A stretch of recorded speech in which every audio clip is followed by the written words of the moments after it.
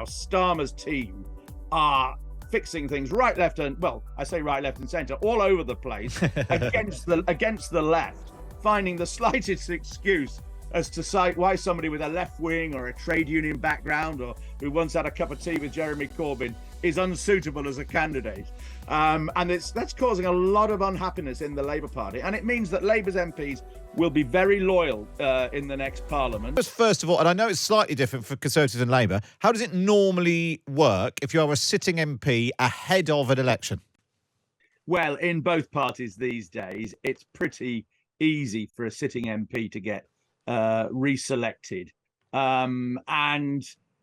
It's unusual. It's always unusual, actually, to get deselected.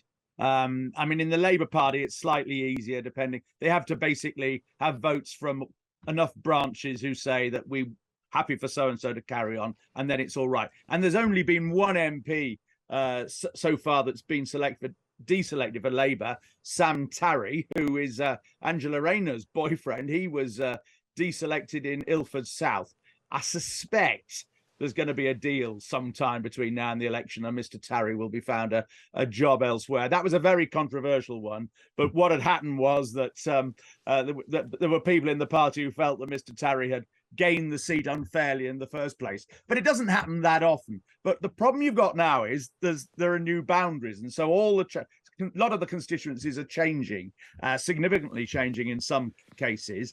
And some seats are sort of pretty much splitting into two, and MPs have got to decide which half they're going to go for, and other seats are being squeezed, and you've got two MPs fighting for the same seat. And in those circumstances, inevitably, people are going to get squeezed out. On the whole, the boundary changes help the Conservatives, so there should be more Conservative seats available, and it'll be Labour people that get squeezed. But inevitably, like a game of musical chairs, there will be some people who, come the election, have been squeezed out and haven't got a seat to fight.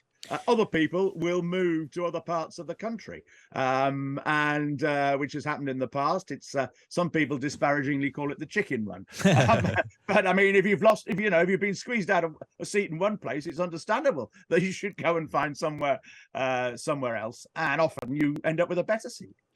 And so the issue with Damien Green isn't that his local constituency said, just decided we don't want you anymore. He was essentially trying to be selected for the new seat.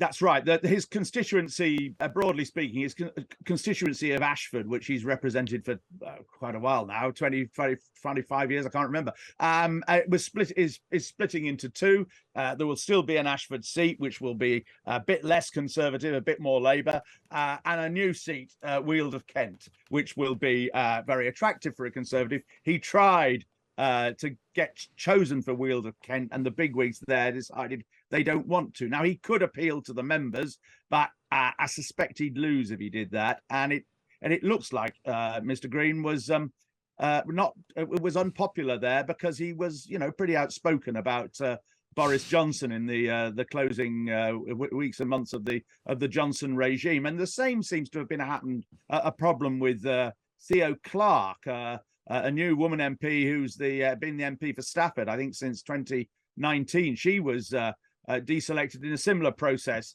a few days ago. Now, talk of 60 is ridiculous. There might be, half a dozen, perhaps 10. And if people see it going on elsewhere, they may decide, yeah, well, our MP was a bit unfriendly towards Boris Johnson. Maybe we should get rid of him. But I mean, there's always a lot of talk about deselection, but not much of it ever happens in the end. What's interesting is the party step in and help people out. And of course, it'll be interesting to see whether the Conservative High Command, in the form of Greg Hands, the new chairman, whether they, come along and with a big stick and insist that they've got to have Damien Green or they've got to have Theo Clark. They've got to be careful, though, because that will make themselves unpopular with the grassroots. And clearly, Boris Johnson still has a lot of support at the Conservative grassroots. It does cut both ways as well. There was a story in the Times at the weekend that Suella Braverman, the Home Secretary, is embroiled in a similar battle over the new seat of Fareham and Waterlooville in Hampshire. She's going to go up against Flick Drummond, who's the Labour MP in Meon Valley. Local sources there think Drummond will win, and so that means that Braverman's will have to look elsewhere. So it's not all just about I know Boris No. Johnson won't like this. Not everything is about Boris Johnson. No, and often it's to do with local stuff that we don't know about, Yeah. or how they've handled the party. Are they a good constituency MP? Are they there much? Do they turn up? Do they handle their constituents well? And these little details we're not always familiar with as London-based political journalists. But I would imagine Suella Braverman will be found somewhere elsewhere. I mean, because the number of seats goes up by about 10 or 15 under these boundary changes for the Conservatives, they've got a bit of leeway. The other thing the Conservatives can do, because they're in power, they can say, look, they can say to some other MP, look, if we give you a peerage, can you vacate your seat, we'll give you a peerage. And that way they can fit in people like Suella Braverman. A lot of that goes on, trading with peerages. Blair used to do it a lot when he was Labour leader and Prime Minister, getting people to step down at the last minute, promising them a place in the Lords, and that would then, because it was the last minute, the Labour High Command say, right, we haven't got time for a proper selection with members voting. Here's your new candidate. So there's a lot of so much shenanigans goes on in these things.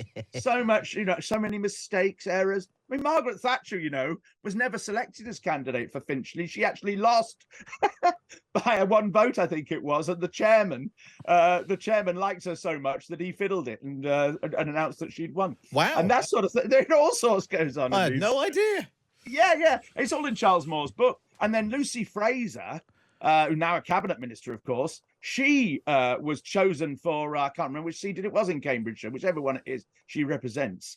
And they discovered a few days later that the votes were all wrong, and that really Heidi Allen had won.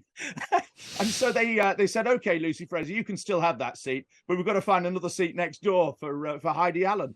Cock-ups galore in these things, but also a lot of fixing, particularly on the Labour side. And right now, Starmer's team are fixing things right, left, and I say right, left, and centre, all over the place against the left, finding the slightest excuse as to cite why somebody with a left wing or a trade union background, or who once had a cup of tea with Jeremy Corbyn, is unsuitable as a candidate.